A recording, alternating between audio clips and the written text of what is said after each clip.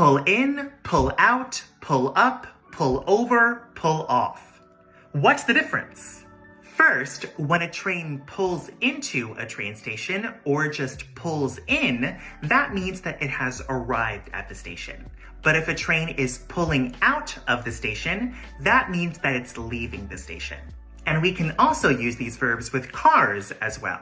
We can say that we pulled into a parking lot, which means that we drove our car into a parking lot. And we can also say that we pulled out of a parking lot, which means that we drove our car out of the parking lot. Also, if a person pulls out of something, that means that they decide that they're not going to participate in it. So a person can pull out of dinner plans, a project at work, and a trip, for example.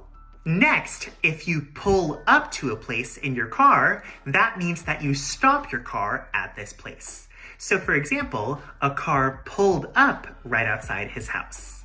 However, if you're driving a car and you pull over, you move your car to the side of the road and stop there. Finally, if you pull something off, that means that you successfully managed to do something that was difficult or surprising. So for example, we only had 3 days to put together Sarah's surprise party, so I can't believe we pulled it off.